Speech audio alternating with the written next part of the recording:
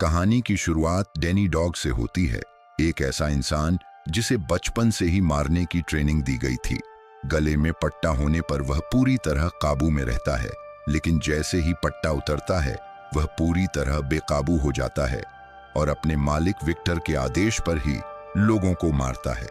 Victor एक loan shark है जो पैसे वसूलने के लिए डैनी का इस्तेमाल करता है।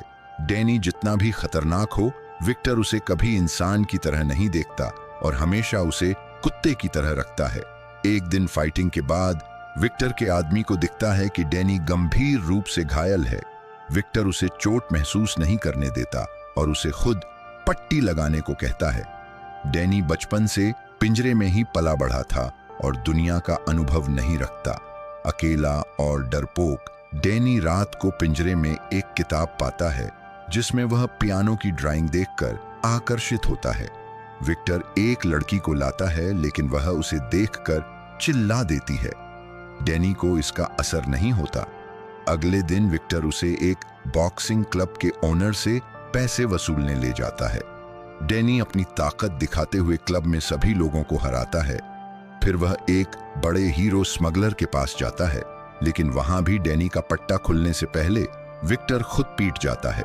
पट्टा खुलते ही डैनी सभी गुंडों को मारकर विक्टर का पैसा वापस दिलाता है।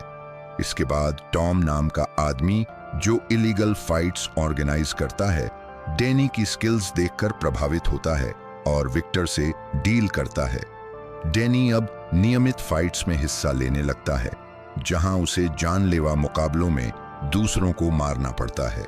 विक्टर को इससे फायदा होता है, लेकिन डैनी अब अपनी इच्छाओं के अनुसार जीना चाहता है। उसकी पहली मांग बस पियानो की होती है।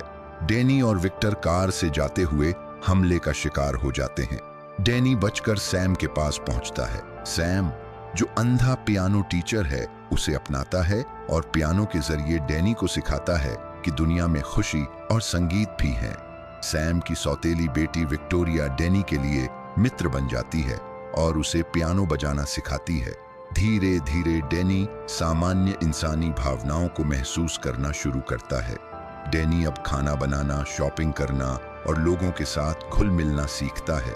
वह सैम और विक्टोरिया के परिवार का हिस्सा बन जाता है। उसके गले से पट्टा धीरे धीरे हटता है और उसे एहसास होता है कि वह विक्टर की गुलामी से पूरी तरह आजाद हो गया है।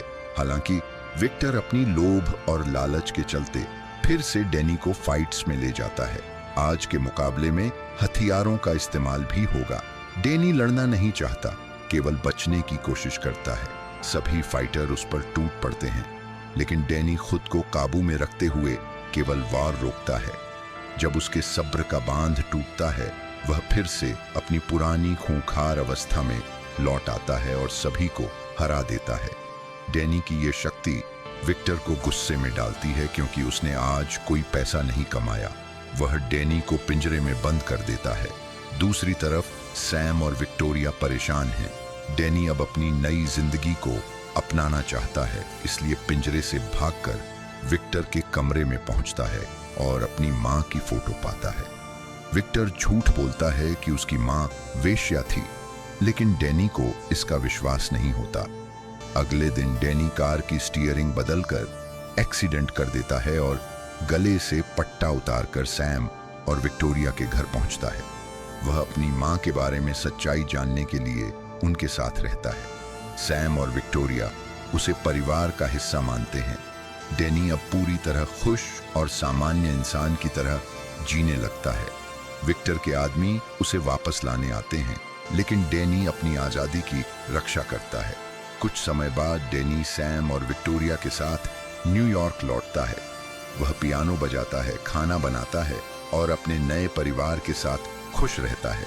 हालांकि वह फाइटिंग में अपनी शक्ति का इस्तेमाल तब करता है जब उसे खतरा महसूस होता है। इस तरह डैनी, जो कभी गले में पट्टा पहनने वाला बेकाबू हथियार था, अब अपने निर्णयों और भावनाओं के साथ स्वतंत्र और खुशहाल जीवन जीता है। अगर आपको यह प्यारी कहानी पसंद आई तो लाइक करें, सब्सक्राइब करें और अपने दोस्तों के साथ शेयर करना न भूलें।